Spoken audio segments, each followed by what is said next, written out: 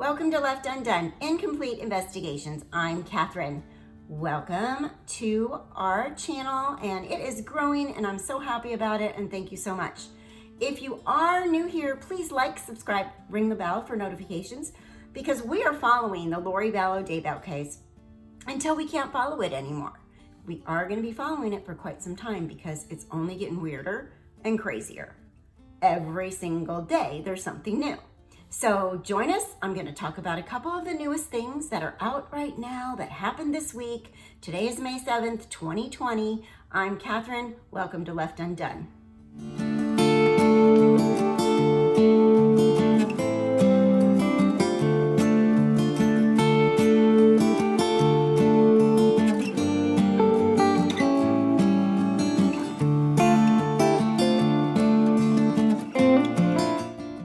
All right. Let's just get right into it. Couple of things. Summer Shiflet, who is Lori's sister, and her mother, Lori's mother, Janice, are finally speaking up. However, all the comments I'm reading out there, we're kind of seeing right through them. The consensus is they're lying, and I'm pretty sure it's really easy to see.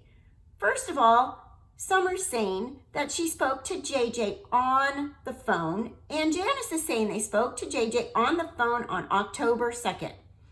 Okay, so you show us a phone call to Lori on October 2nd. What does that prove? Proves you talked to Lori, not JJ. Are you going to talk to JJ for an hour? No. That little boy has autism. He's not going to talk to you for an hour. What kind of attention span do you think you might have? It'll be interesting to watch them Saturday on 48 hours. There's teasers out there now, and I have seen a couple, and I am just amazed at what they're saying already and haven't even seen the whole thing. They ask Summer, why haven't you asked Lori where the kids are? And she says, she's in jail. I can't ask her. Oh, sorry, did I do a Summer impression very well? Like her smile like this the whole time. I'm sorry, I don't like these people, and I'll be perfectly honest about it right now. I think they're all lying. I think they're all conniving. If my sister was in jail and we didn't know where my nieces and nephews were, I would be going batshit crazy on her. I don't care if it's being recorded. Where are the children, Lori? Where are the children? Wouldn't you do that? Wouldn't you do that? I can't. I can't with these people. I'm telling you. I just can't with these people. I just can't with these people. I'm just saying. So that's coming up this weekend. 48 Hours is doing a program on them. They're not the only ones on it. There will be people from the other side, and other people that know Lori. I believe people that were in the Dateline episode are on it. They did show a little teaser of Melanie and Ian on it. So we'll see if anybody says anything different. I highly doubt it because they're lying. You can see right through them. And they're trying to blame the media, you know. What are you, President Trump? Like, no, this isn't a political thing. These are missing children. The media is not lying to you. The media is not, yeah, sure, the media is interested. There's missing children.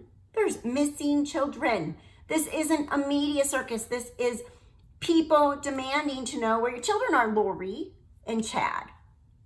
So when they say, oh, it's the media and everything's getting it all out of blah, blah, blah, we just need to keep making more videos about it, because us private people or the mainstream media, whoever, keep the story alive, because they're lying and there is a lot of crap coming down. Tell their side and her side of the story while Lori sits in a jail cell in Idaho. I think it's unfair that she's been treated the way that she has been, and I'm really hoping that by us speaking out that people might soften their hearts a little bit towards her. It could be a difficult point to make.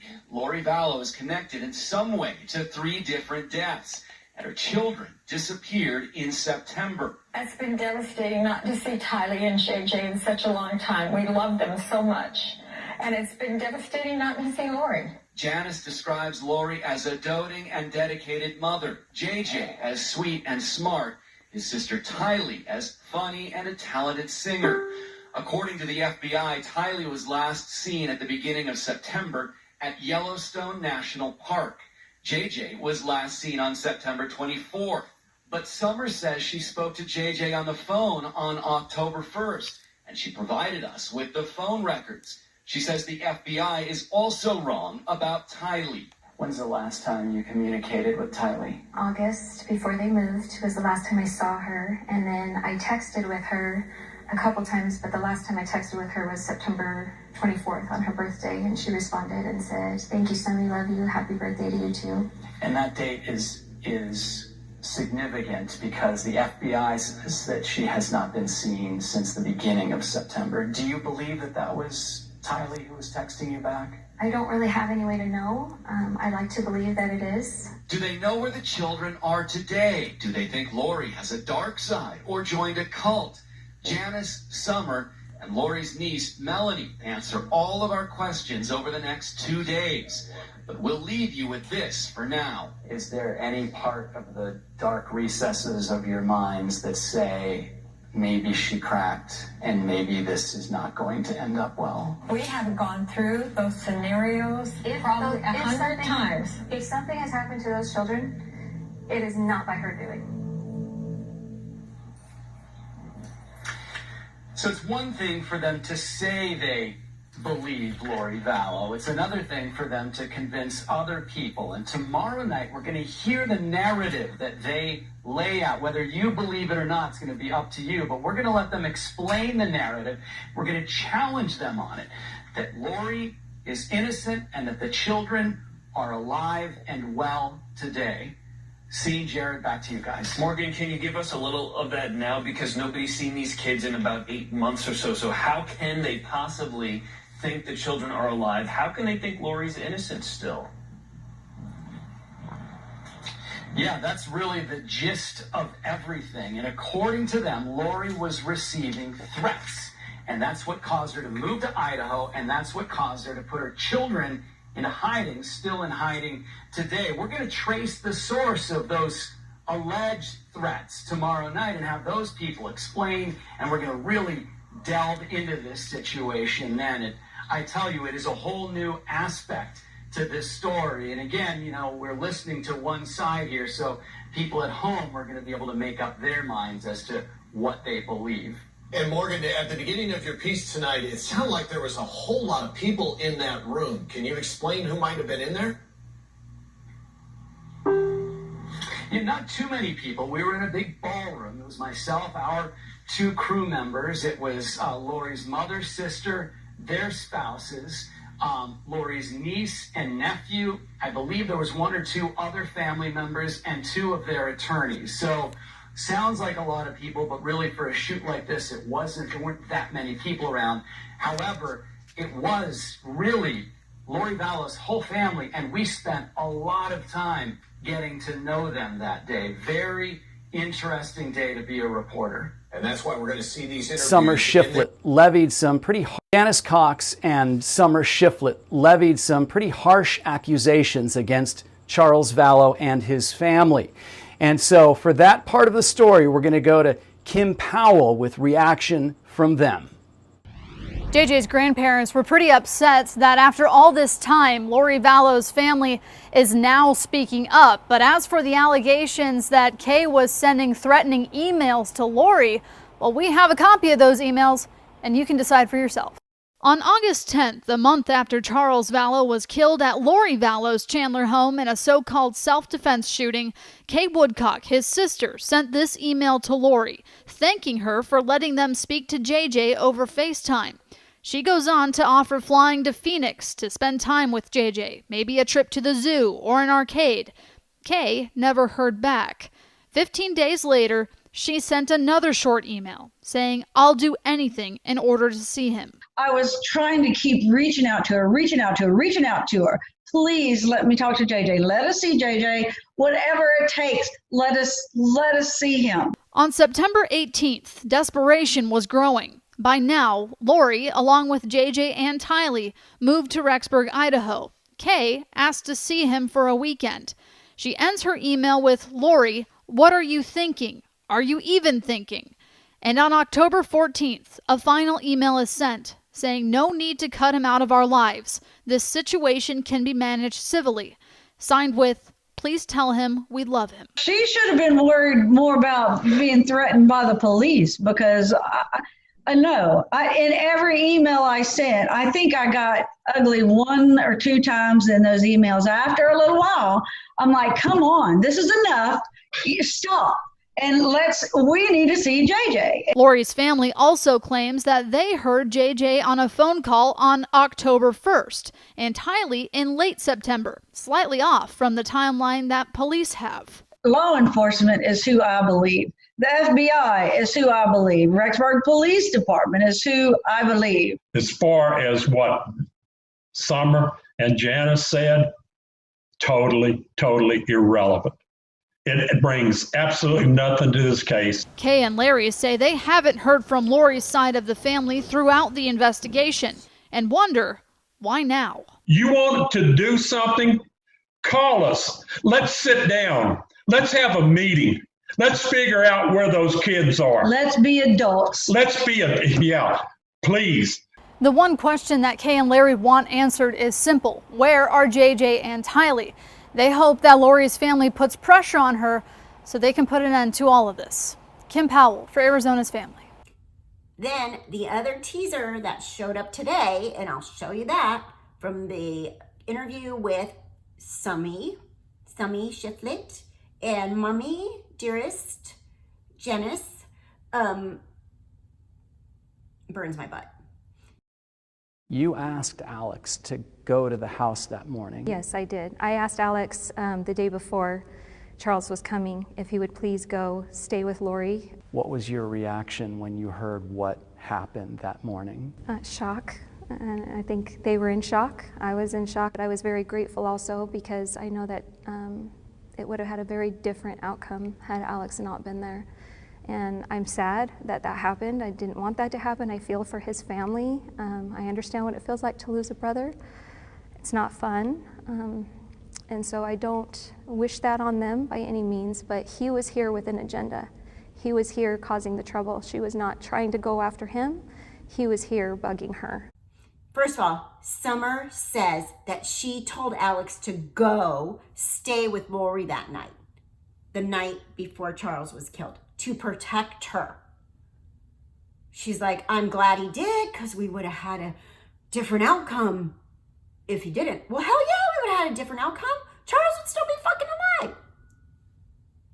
Charles would still be alive. That would be the outcome. She's making it sound like Charles was there to kill Lori. This stuff is getting absolutely ridiculous. And now that they're speaking up, they just need to go back and be quiet again.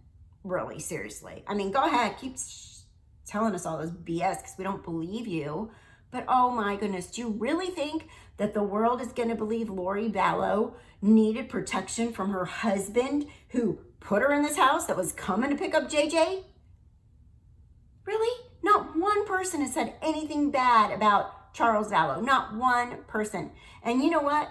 Right here on Left Undone, I am going to advocate for Charles Vallow because he can't speak for himself. Just like his family is, just like his kids are, just like his ex-wife is. We are going to advocate for these people that can't speak for themselves anymore. Tammy Daybell and Charles Vallow are innocent in this. And Summer Shiflet can shut the heck up because she's being ridiculous. She's defending Lori and Chad. And the children are missing. What about the missing children? What about them? And I was given information because everyone keeps asking, who was at the pool party? Who was at the pool party? And then this is really interesting because Summy says that she told Alex to go there that day. And apparently the landlord did see Summer and her children at this pool party that Lori had at her house. And guess what?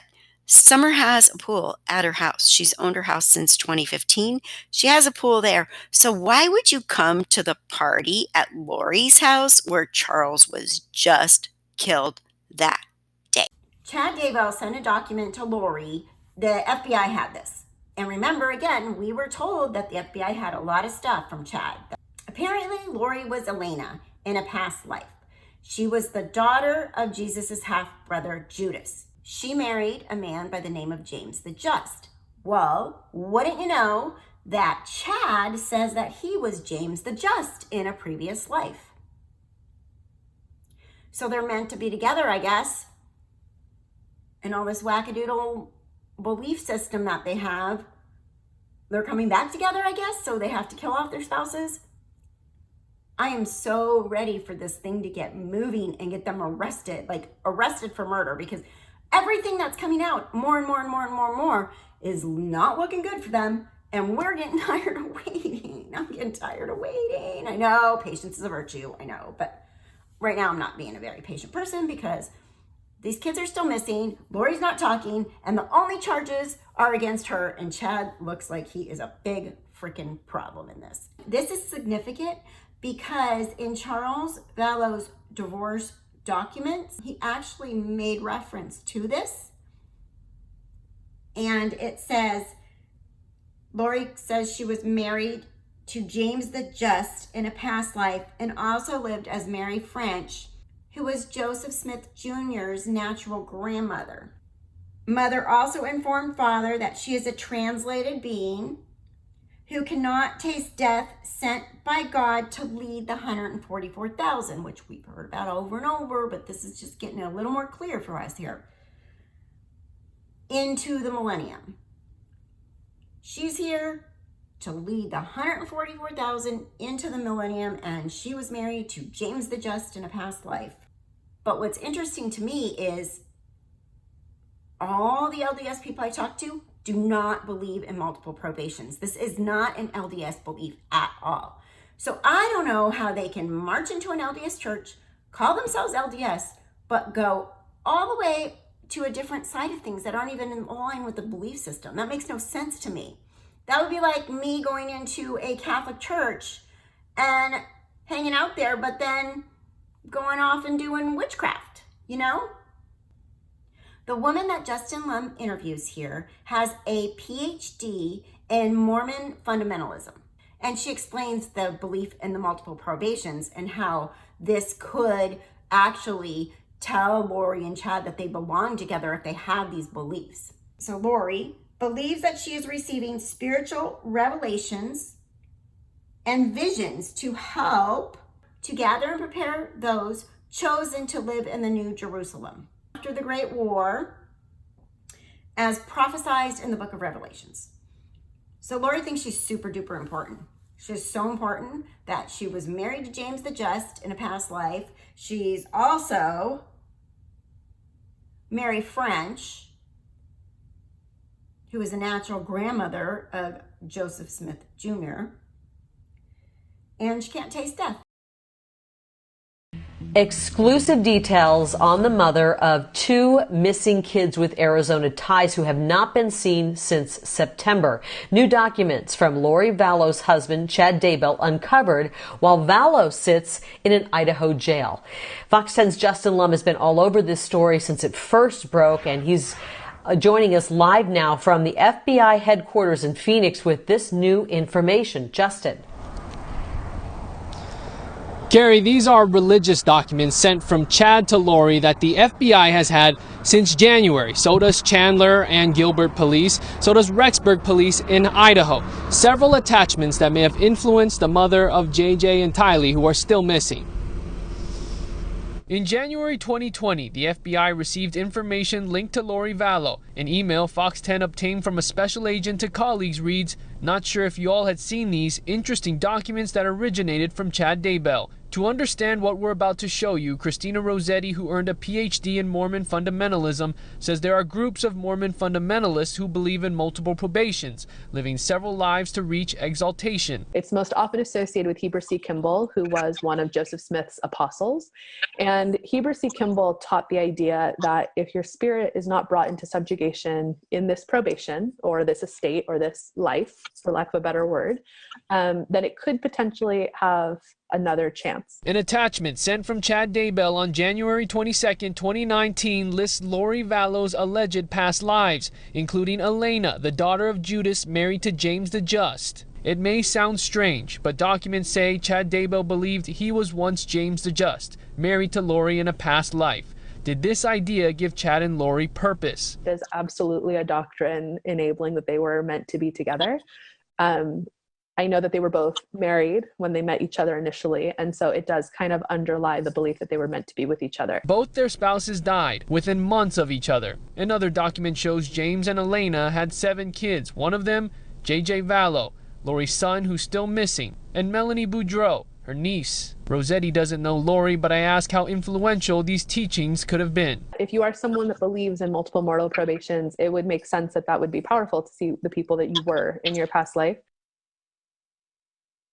And Rossetti clarifies these specific beliefs are not adopted by the Church of Jesus Christ of Latter-day Saints. We reached out to the attorney for Chad and Lori for comment. We have not heard back yet.